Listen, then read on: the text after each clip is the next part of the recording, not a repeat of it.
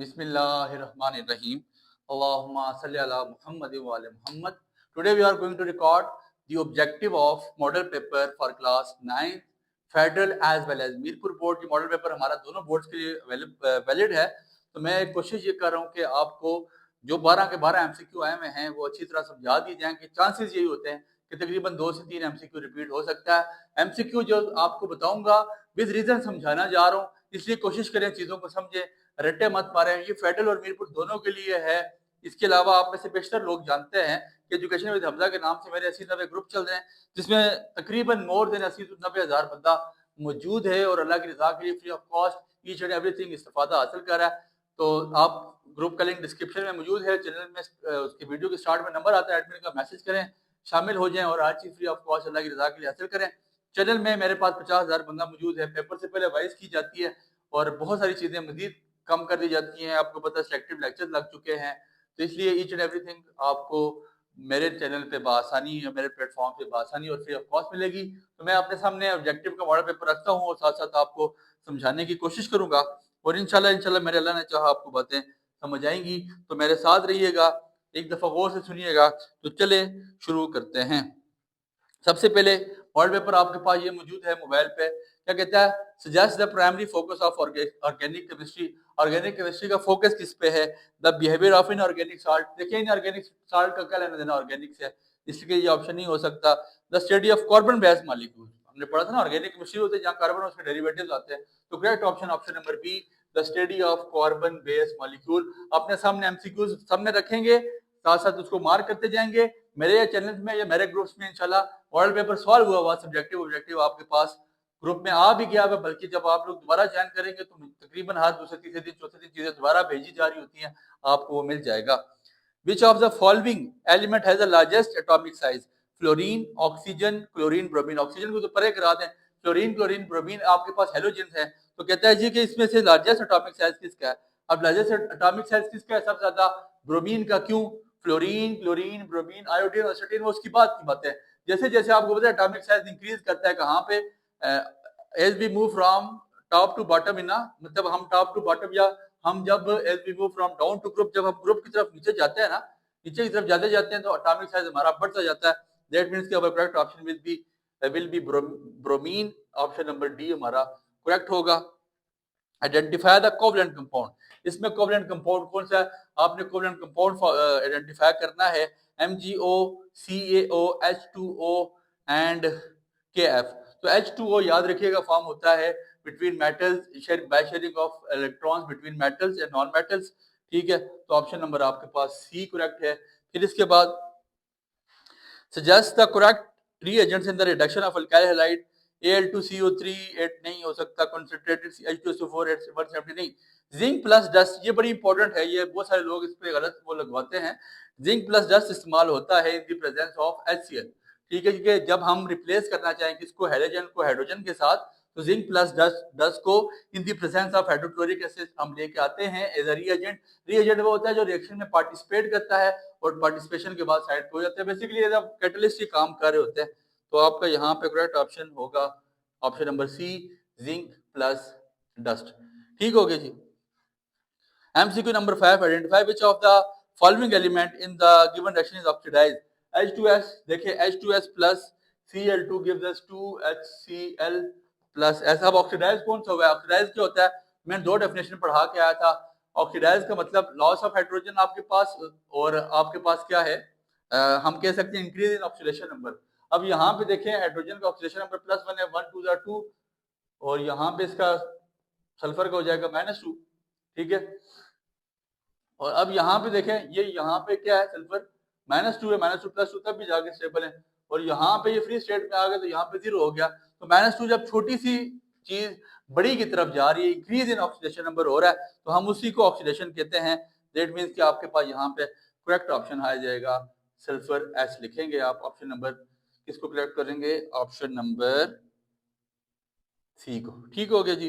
फिर 5वां एमसीक्यू आपके पास है, पहला, दूसरा, तीसरा, चौथा, 5, 6वां एमसीक्यू जब आपके पास है। क्या कहते हैं जी? Why is the proton number unique to each element and use to arrange elements in the periodic table? Proton number क्यों यूनिक है? आपके पास जो मैथ नंबर है वो यूनिक क्यों है, उसके पीछे रीजन क्या है? तो proton determine the mass of element, proton determine the atomic number of element, proton determines the number of neutrons in the proton, indicate the number of electrons in the atom. ये क्या चीज बताता है? तो proton define the atomic number of an element, किसी भी element का proton atomic number बताता है, और हर एलिमेंट के प्रोटॉन दूसरे से मुख्तलिफ होते हैं। दैट्स व्हाई आप लिखाएंगे कि no two different elements have the same number of electron. Reason इसकी यही है कि दो डिफरेंट एलिमेंट्स के सेम नंबर ऑफ प्रोटॉन्स नहीं हो सकते। तो ऑप्शन नंबर आपके पास क्या है? ऑप्शन नंबर बी आपके पास करेक्ट है। Proton defines the atomic number of element. फिर सातवां एमसीक्यू है, क्या कहता है? Predict which one of the following pairs has the same mass. इनमें से किसका मास सेम है? तो हम निकाल के चेक कर लेते हैं। सबसे पहला N2O है और CO2। देखिए आपको पता है नाइट्रोजन का आपके पास कितना होता है? 14 एटॉमिक मास ज़रबे N2 है तो 14 मल्टीप्लाई 2 प्लस ऑक्सीजन का कितना आ जाएगा? 16। 28 जमा 16, 28 जमा 16 तो ये मेरे ख्याल से आपके पास 44 आ जाता है, 44 ग्राम पर मोल। CO2 कार्बन आपके पास 12 है, जमा ऑक्सीजन आपके पास 16 है, O2 है तो 16। ये सारी चीजें मैं निकलवा के आ चुका हूँ मुझे। अब इस लेक्चर को मैं इतना ड्रैग नहीं करना चाहता। 62 32 जमा 12 तो ये आपके पास 32 जमा 12 कितना हो चुका है? ये भी 44। इसका मतलब है कि ये सेम होगा इसका मैथ। बाकी आप निकाल के चेक कर लें। H2O2 सेम नहीं हो सकता, H2O के साथ H2O2 और H2 और आपके पास 1 मोल ऑफ NH3 भी सेम नहीं हो सकता। तो इसका मतलब है करेक्ट ऑप्शन आपके पास ए ही है, ऑप्शन नंबर ए। ठीक है जी। What is the usual effect of exothermic? Exothermic जो हीट को रिलीज करते हैं जब टेम्परेचर में, जब आपकी एनवायरनमेंट में या एटमॉस्फेयर में हीट जाती है तो क्या होता है? Temperature decrease, temperature remain same, temperature become zero, नहीं टेम्परेचर इंक्रीजेस, टेम्परेचर बढ़ जाता है। तो आपके पास ऑप्शन नंबर क्या आ जाएगा यहाँ पे? ऑप्शन नंबर सी है। ठीक है। फिर आपके पास क्या है? Chlorine has two isotope. Chlorine के दो आइसोटोप्स हैं। एक क्लोरीन 35 है जिसकी अबंडेंस जो कितने परसेंट पाया जा रहा है? 75%। और दूसरे की अबंडेंस कितनी है?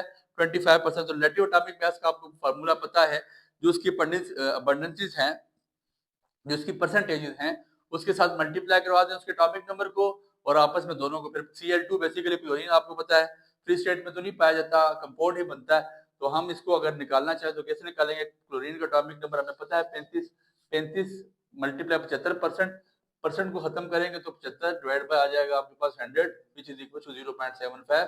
तो 75 multiply by 0.75 plus sorry 35 multiply by 0.75 और नीचे 37 है, 37 मल्टीप्लाई बाय 25%, तो वो भी आपके पास 0.25% आ जाएगा। तो 35 मल्टीप्लाई 0.75 मैंने निकाला था, मेरे ख्याल से 26.25 निकाल के चेक कीजिएगा, और ये आपके पास आ जाएगा 9.25। इन दोनों को प्लस करेंगे तो 35.5 आ जाता है। तो what is relative atomic mass of chlorine? तो इन दोनों का रिलेटिव एटॉमिक मास क्या हो जाता है? 35.5। व्हाट इज द, तो ऑप्शन नंबर आपके पास कौन सा ठीक है जी? ऑप्शन नंबर है बी। 10वां एमसीक्यू आपके स्क्रीन पे, what's the purpose of using catalytic converters in vehicles? गाड़ियों में कैटालिटिक कन्वर्टर की जरूरत क्या होती है? To increase fuel consumption. क्या वो फ्यूल ज्यादा खाए? ऐसा नहीं हो सकता। To add more sulphur dioxide, नहीं हो सकता। To make cars run faster, गाड़ियां तेज भागे, ऐसा भी नहीं है। तो मेन रीजन क्या? To reduce harmful gases in exhaust, exhaust से जो हार्मफुल गैसेज निकल रही हैं उसको रिड्यूस करे, कम कर दे। आपको पता है आपके पास कार्बन मोनोऑक्साइड और नाइट्रोजन जब इसको मतलब लेस हार्मफुल बनाने के लिए क्या किया जाता है? इसके डाइऑक्साइड बना दिए जाते हैं। तो आपके पास ऑप्शन नंबर क्या हो जाएगा? ऑप्शन नंबर बी करेक्ट इसका आंसर है। एमसीक्यू नंबर 11 है, which compound is most likely to damage marble building due to reaction with the acid rain? Acid rain के साथ जब हम मार्बल बिल्डिंग उसका रिएक्ट करती है तो कौन सा कंपाउंड फॉर्म होता है? तो जरा इसका रिएक्शन चेक कर लीजिएगा। HNO3 आपके पास नाइट्रिक एसिड है, जब चूने के साथ मिला, ये मार्बल के साथ मिला, सॉरी CaCO3 लैम्प के साथ, तो क्या बन जाता है? CaNO3 whole twice. ठीक है, Ca यहाँ से मिलेगा, NO3 होल ट्वाइस, तो CaNO3 होल ट्वाइस आपके पास ऑप्शन मौजूद है, तो आप ये आपके पास क्या आ जाएगा? बी। और आखिरी अब हम देखते हैं, suggest which statement is about solubility is incorrect, कि ये solubility से मतलब कौन सी स्टेटमेंट इनकरेक्ट है? It is refers ability to solute to dissolve in a solvent, ये तो करेक्ट है।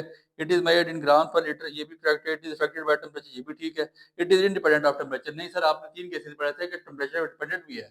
ठीक है, तो इसलिए ऑप्शन नंबर सी आपका, ऑप्शन नंबर सी ने D independent of temperature correct option होगा। उम्मीद है बात आपके पल्ले पड़ी है, ये आपके मॉडल पेपर का सोल्यूशन था और साथ साथ सारी बात समझाई गई है कि यार ये ऑप्शन है तो कैसे है। रट्टे मत मारिएगा, दुआ में याद रखें। It is valid for both federal as well as Mirpur board.